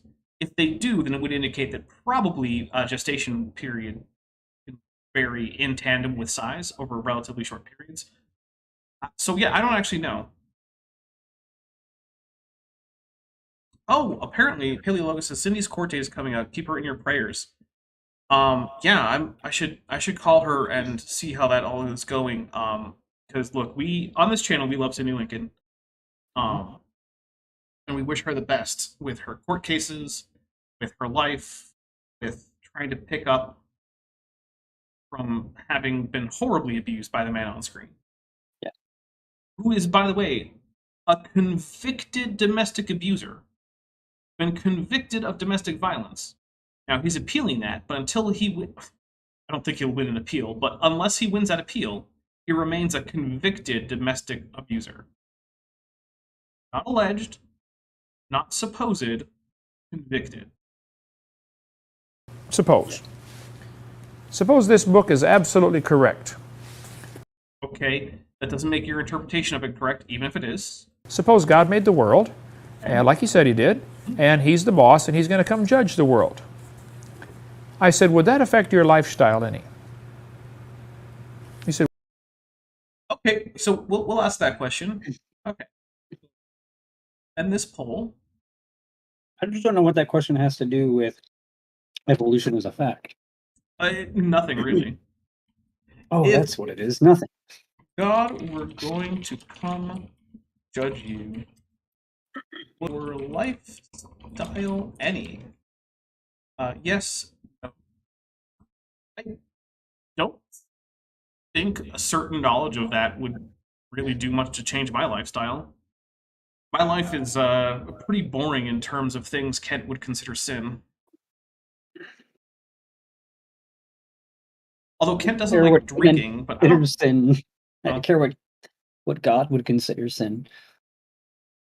Kent's interpretation of that is going to be way off because he's going to rationalize all of his abuse he's ever done. oh yeah, for sure. Pretend it's not sin. what do you mean? He's been doing that for I decades. said, well, the book indicates right here that no lying, no cheating, no stealing, no adultery, no premarital sex, no pornography. Would that affect your lifestyle? He said, The thing is that people who do believe in this still do all those things. So I don't know why Kent is like, oh, if you believe all these, or if you believe the Bible is literally true and God's coming back, you won't engage in any of these things. Like, Kent does all those things. yeah, right? Like, Kent, have you met Christians? Because, I mean, it's not exactly like adultery or pornography or whatever are like unknown among Christians. you're trying to Humans are embarrass me. people. They do I things said, I don't know that anything people about do. you. I'm just asking you a question. If this book's true, would that affect your lifestyle? He said, yeah. I said, now, be honest with me. Have you accepted evolution because you know... For me, yes. I don't think this story ever happened. No, I don't think so either. We'll take a drink for that. I mean, maybe he did a debate, but this is not. This is how Kent wished it had gone down. It's not how this went down. Now, here's the thing. On my Tuesdays streams, I have two avowed Christians on here who do believe in evolution. Now, would your lifestyle change a whole lot if Ben? I am a Christian, so I don't even know how I would have answered the question in the first place. Well, right 'Cause, now, if you were a Christian right now, would you be living your life differently? I'm living my life the way I live my life, regardless of Okay. whether or not I believe in evolution, which is what the original question was, or Kent's way off topic response. So I don't know. I don't know if that answers the question. It's a confusing question. Oh, by the way, Tapioca Weasel asks if Peter is on my Discord. Peter is not on my paid Discord. I don't know if he's on my free Discord, though. I do have a free Discord, but I'm on it far less often, if I'm being honest. It's not even technically owned by me. It's set up by a fan. It's the fan-made Discord. The fan-made free Discord. Yeah. And I think it's pretty active in the speculative evolution Yeah, it's actually pretty active. area. I'm like, just not on it super a often. lot. So it's a really good spot if you want to look at speculative evolution ideas or stuff like that. I do stop in occasionally. Sometimes I'll stop in and hang out and chat. And for $10, Carrie Bronson says, what if we ask Kent the same question? Suppose the book in your hand is true and God asks you to love your neighbors and honor your promises. Wow. Would that affect your lifestyle at all? Oof. Boom, roasted. Yeah, roasted on that one. And also, that puts us $45-ish away from what 2. This could happen. We've only got a few, well, like 20 minutes or so to get that in. We're gonna have to push, but I'm beginning to believe it could happen. We could do another Pink Tutu episode. That would be my fun. Gosh. I'll wear that thing right over here so you could see it. Because if I wear it down at my waist, you're not gonna see it. It's Right. pointless. Or have you accepted evolution because of your lifestyle? No Got him right one between the eyes. ever has accepted evolution because of their lifestyle. Yeah, I don't even In my tell what opinion, that would look like. I don't understand. Yeah, exactly. What would that even look like? Van Dahlia 1998 says, I'm living my life the same way I was before, just I'm not going to church 3 times a week.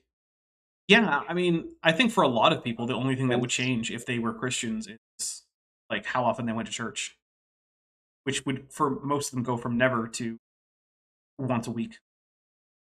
There's no scientific reason to reject this book or to There are scientific reasons to reject your version of that book. accept that stupid theory. A lot. But Yeah. they scoff because of their lust. All I I bring hear this up- from Kent now is scoffing. That is all. This is what scoffing is. On the He radio doesn't program even all address the science of evolution at all. He just not even spews a little. nonsense and rhetoric. the time. I get scoffers that call in, and argue for a while on a radio program, and I'll ask them questions like, hey, if the book was true, would this affect your lifestyle? Would you have to cancel any subscriptions to Playboy or Penthouse or something like that? Who pays for that kind of thing? No, I I wouldn't. mean, I guess this was 2006, so maybe, but Still, the internet had been around for a while. yeah. I promise I would not have to stop any payments for any subscriptions to anything. Yeah, never seen an exception. It's always the case. The reason they scoff is because of their lust. You can count on it. Ken, you do know that according to your own worldview, everyone sins? So the fact that you think that evolutionists sin isn't really significant, right? Like, that's just on your own terms. But okay, sure. We'll drink for it. Nice cup of scoffy. Like it. 2 Peter said so. The scoffers are going to say, Wait, did he say Second What? Peter said so? Yeah, I mean, it probably would have A been... weird way to phrase that. Oh, Fast Cat for $2.99 puts in a fist bump super sticker. Thank you very much. And Hill Hugger for $10 reduce says, if Kent thought evolution was true, would he give birth to a cow? Discuss. Maybe. Maybe. We're only about $31 out now. Pretty good. Oh, we're gonna get there. We're gonna get there. We might. where is the promise of his $31 in coming? 21 minutes. Yeah, that's gonna happen. For since the fathers fell asleep, all things continue as they were from the beginning of the creation. Well, that's an important phrase. We'll cover more on that on seminar tape number 4 whenever we get there. In 4 years. The next verse says, for this they Where willingly ties Kent? are ignorant of. Willingly ignorant. In the Greek, that means dumb on purpose. Does he just put the text in yellows that applies to him? Is that? So he's actually explained this before. He basically just randomly places bits of text with backgrounds to keep people's attention. Because he thinks that you'll pay more attention if the text is broken up by into Right, but those particular terms seem to apply to him when he pretends they don't. Oh, yeah. Actually, you know what? I want to check this verse in Or Greek. phrases. Because Kent, I know it was a joke that didn't land, so we'll have to take a drink for it. I'm running out of drink, Okay, so like always. for these things, they are willingly ignorant. 2 Peter, let's see what comes. Okay.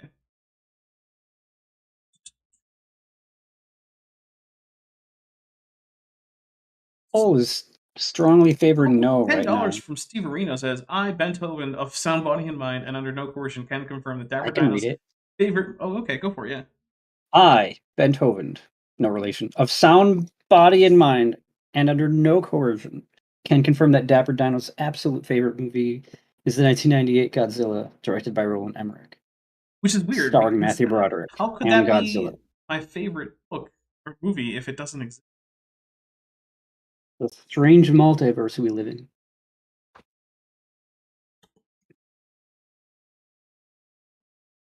All right, let's take a look here.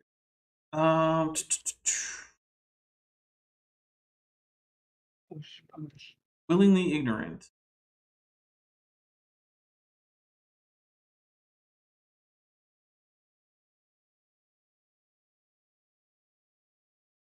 Yeah, okay. So in case anyone was worried, it doesn't mean stupid on purpose.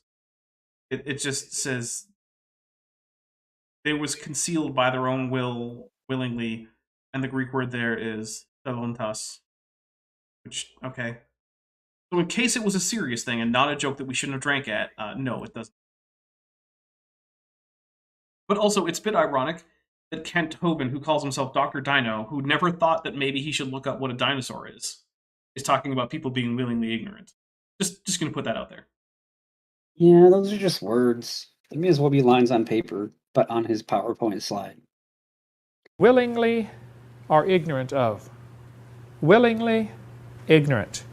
In the Greek, that means dumb on purpose. It does not really, by the way, that's a joke, okay? I don't speak any Greek. Well, okay, so he wasn't serious. And also, Kent, you've had decades to learn some basic Greek. The second part of your favorite book is written entirely in the language. Well, yeah, why not? Why not learn it? I mean, Greek isn't magic, right? It's not like it's impossible to learn. It's not that crazy of a language. It's not like we're asking you to learn like I don't know, Sinhalese or something, right? Like it's just Greek. Also, Royan Hutchins for $2 says, for my birthday on Thursday with a Godzilla and a Mothra emoji, so we'll take a drink. Well, or an early happy birthday, and I do hope that you come by on Thursday, because at Thursday, noon Pacific, 3 p.m. Eastern, there's a premiere on this channel. Oh, nice. Yeah, there has been like every single week for like 2 years now. This is one of the most consistent channels I know of. a little bit. Eladoskilo means come here, pooch, in Greek. That's about it for me, okay? Is that another joke? Yeah, that was another joke. The scoffers are Yeah, it was. willingly ignorant. They're dumb on purpose of two things. Number one, that by the word of God, the heavens were of old. Two things you can see in this.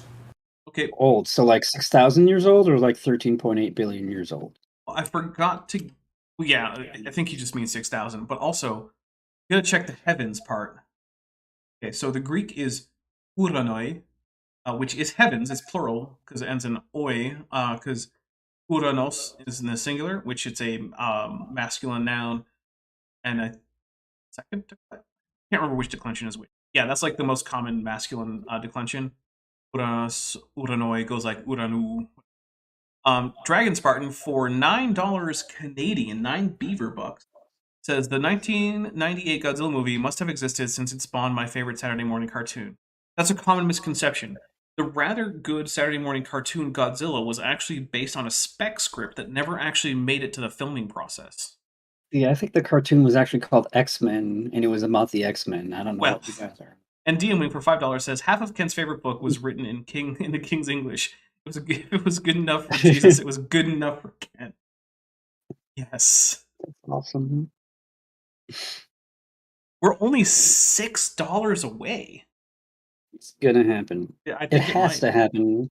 We've got 15 or so minutes to get the next $6. It's possible. It better happen.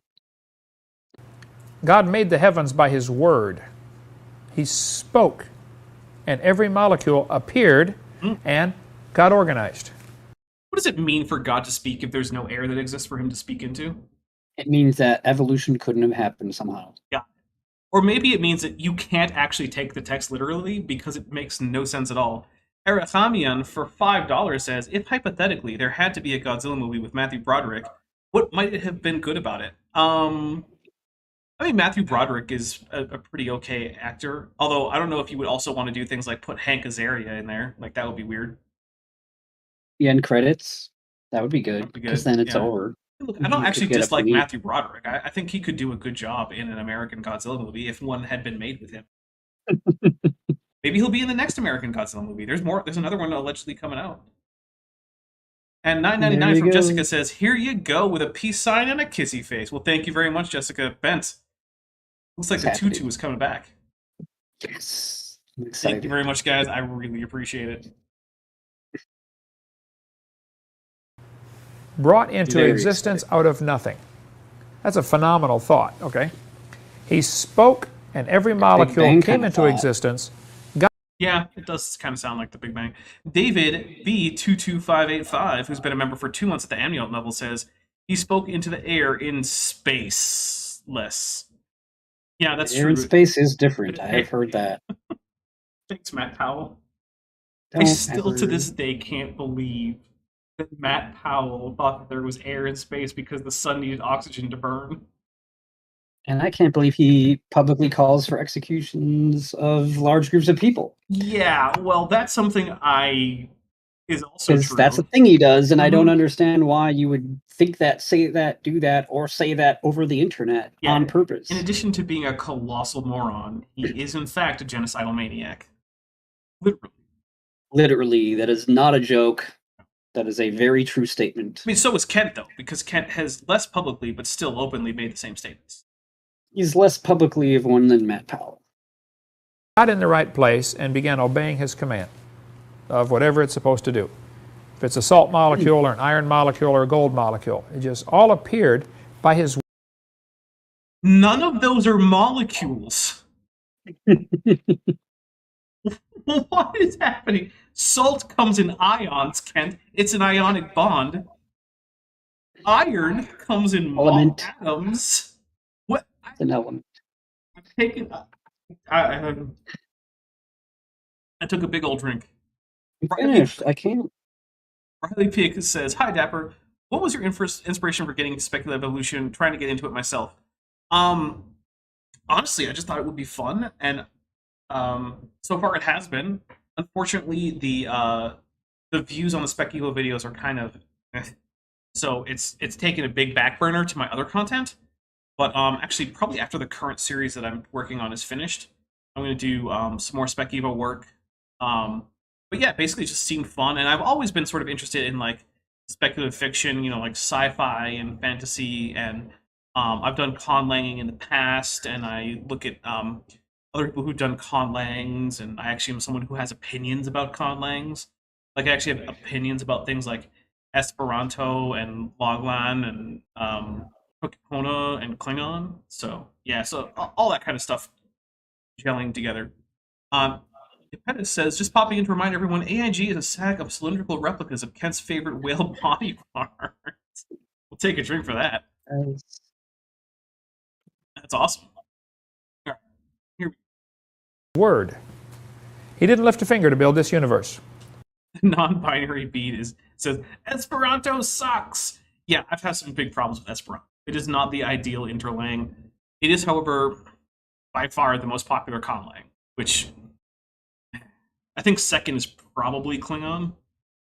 But I'll bet Dothraki is possibly could catch up, or maybe High Valyrian. Because, I mean, Game of Thrones was a cultural phenomenon. But then again, people hate how it ended, unlike Star Trek. So maybe not. Maybe Klingon will continue to reign supreme as the number 2 conlang. Didn't turn one screw, didn't pound one nail, didn't saw one board, spoke. You can think about that the rest of your life and never understand that. That's an incredible statement. That's true, Kent. You will never understand But notice that. it says heavens. I agree. Thank you for Heaven is making my plural. job easier. The heavens were of old. Because they have There is more than one heaven. If your Bible is properly translated, like a King James should be, and is in most cases, even some of the King James people try to help in the printers say, "Oh, let's fix that." You know, they add a few things here in the printed edition. All right, so let's check some other versions of the Bible, because I've got this pulled up in I hate Greek. that. But we're going to check Second Peter 3:5. So Peter 3:5. We're just gonna check. I'm gonna use let's see, BibleGateway.com. That's sort of my go-to because there's a lot of different versions. So in a New International Version, heavens. Let's just go up to, let's see, American Standard Version. Heavens. Okay. Let's see. Hey, there's a complete Jewish Bible. Let's see. Heavens. Let's do a Reams 1899, the 1899 Catholic English edition of the Bible. Heavens. Okay, let's see. ESV. English Standard Version. Heavens. Let's see. Ooh, the 1599 Geneva Bible before the KJV. Heavens. Heavens? Wow. I never would have guessed. I know, right? Let's see. Except that I did guess Yeah, you did. correctly. Let's see. We'll go Living Bible. That's Look at the message. iffy. Like Roxanne Heaven. Dwyer suggests. Look at the message version. Carrie Bronson says, if I say the name Caesar, would you know who I mean? No, I'm not certain it's accurate, but Edward Sallow says it that way, so I will. I mean, like an attempt at doing a more Latinish pronunciation of Caesar? That's all I get, Carrie Bronson. The message. Here we go. We'll check the message. No, the message, which isn't even a translation, it's a paraphrase, does not have the word heavens. That's no good. Well, there's a reason I don't read the message normally. Oh, the New American Standard Bible. I'm basically just hitting the relatively popular one. Heavens. Yep, heavens. You do ESV? I did do ESV. Let's see. Are you going to keep doing more? Yeah, we're going to do NIV. Heavens. They're all heavens, except for the message. Basically. Oh, there's also an Orthodox Jewish Bible, which apparently also has this. And while it doesn't say heavens, it says Shomayim, which just is Hebrew for heavens. So we count that. I don't know why there's an Orthodox Jewish Bible translation of the New Testament. Seems weird. But RSV, heavens. Let's see. The Wycliffe Bible, that was a popular one in a lot of Protestant America until not that long ago. Heavens. Yeah. Let's do Young's literal translation because it's literally the last English language one on the list. Okay. Heavens. So yeah, no, Kent. As far as I can tell, essentially all actual translations of the Bible give the plural for heavens here in 2 Peter 3:5, including just the Greek. Look it up. Yeah. Like the Epper just did. You can just look it up. Yeah, you don't have to lie about this. No, he's wrong. We'll take a drink for Kent lying about this. But Genesis 1:1, can anybody quote that? In the beginning, God created the heaven and the earth. God created the heaven and the earth, singular, False. the heaven. Oh. Now here it says False. heavens. Well, which is it? Actually, in Genesis 1:1, it's heaven. Okay, we're going to double check Genesis 1:1. We're going to check it. Wait, do I have my edition? I do. Print Hebrew Old Testament right here. Of course you do. Open it up. I had it upside down, so I open up the front page, back page. All right, come on. How many prefaces do you need? I don't need any. 0. Yeah, Hashmayim. It's plural. It's plural in the Hebrew, Kent. It should be plural in Genesis 1:1. Roasted. You could just look it up. Yep. Good. Actually, let's look it up in the Septuagint. That's another ancient version of the Old Testament. Let's see if they use heavens or heaven. And if they use heaven, then we know that apparently the KJV guys were going with that kind of a tradition. Well, we don't know, but There would be evidence to support that. It would be interesting. Okay. Genesis 1, Septuagint. There you go. That's singular. Septuagint goes with singular, but the Hebrew goes with plural. That's an interesting little wrinkle there.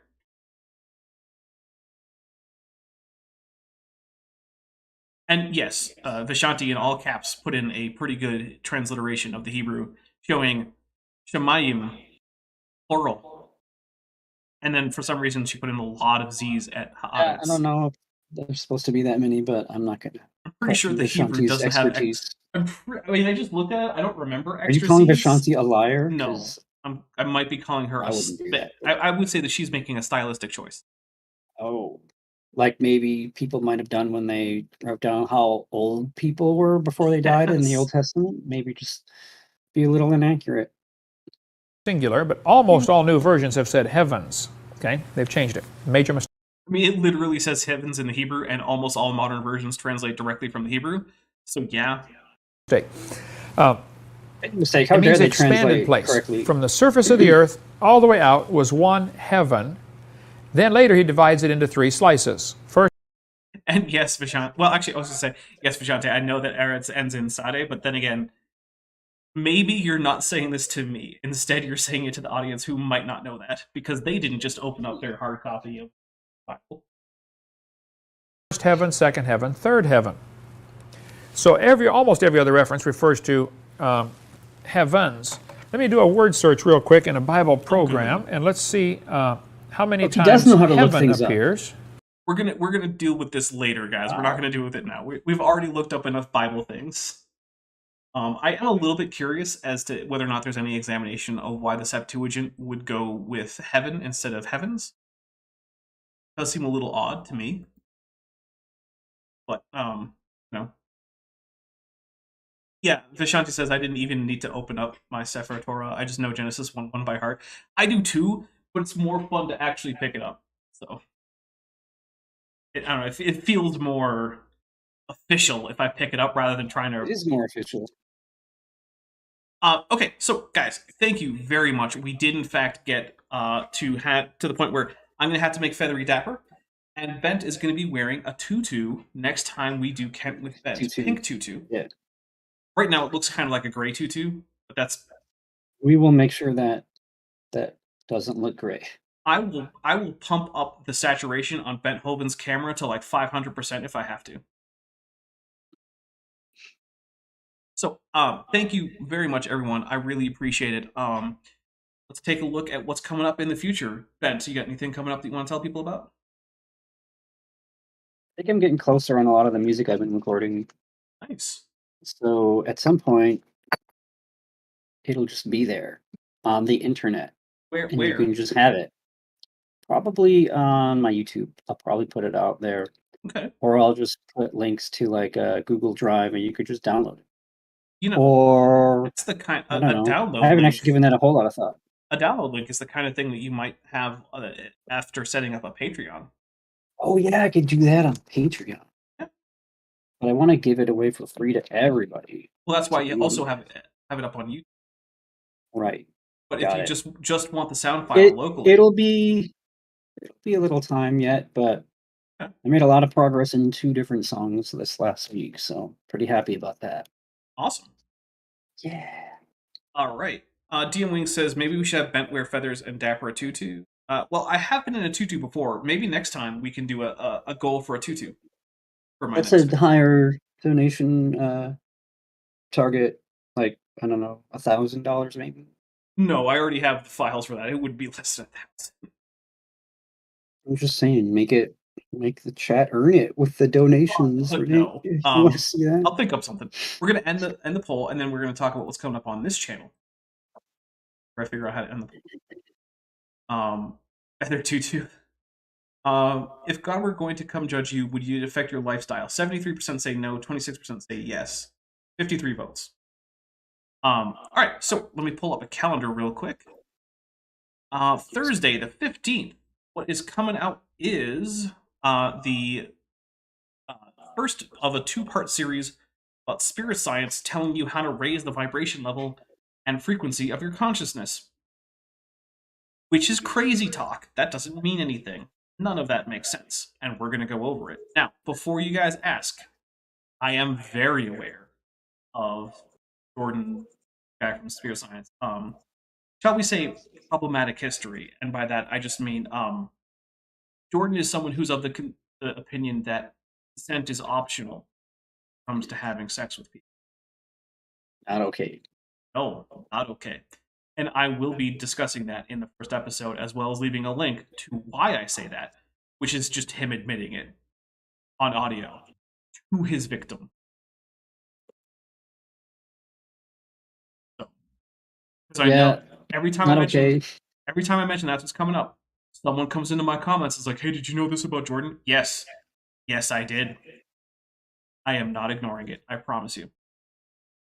On the 17th, I should be hanging out with Peter from Paleologos. We're going to be talking about ICR, Institute for Creation Research's idea of continuous environmental tracking as a replacement for natural selection, which is also crazy. Let's see. On the 20th, I don't know if we're going to be doing Matt with Maddie, because I don't know how ready Maddie is to come back to doing internet stuff. Because in case you didn't know, Maddie recently gave birth to a healthy baby girl.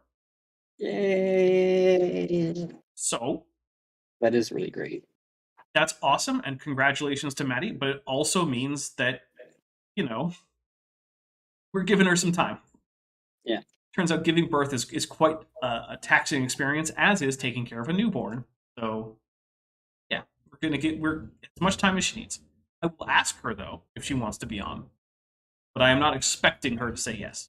If she isn't, we'll be doing Kent with Bent 93, which will involve a tutu. Yeah. And Nice. then on the 22nd, we will be doing the second part of that Spirit Science series, second and final part. And then on the 24th, I have no idea. It might just be another Dapper Reacts, in which case I will, of course, ask Vishanti if she'll be on. But she is more than welcome to decline, because I don't actually have any claim on her time. So, with that, guys, thank you very much for watching. I really appreciate it. Thank you so much for the generous donations, and trust me, I will be giving some updates on feathering myself over on Twitter and on my Discord. So if you don't follow me on Twitter, I'm at dinosaur_dapper. Check me out. I tweet things sometimes. I don't know. Most days I'd make a tweet. All right, bye everybody. Bye.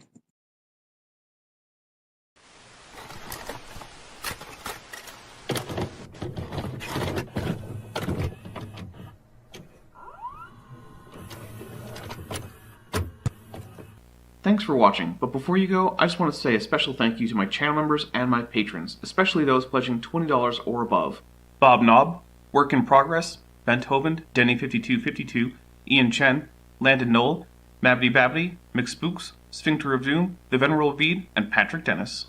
As you probably know, YouTube is a very volatile platform, and from month to month my income on the channel can swing wildly. The people you see on screen are directly supporting so that I don't have to worry too much about that, and the channel can keep going as it is, and perhaps even improving. If you'd like to join this team, there are links below to join the channel or in the description to join the Patreon. The Patreon starts as low as $1 a month, and the channel memberships start as low as $1.99 a month.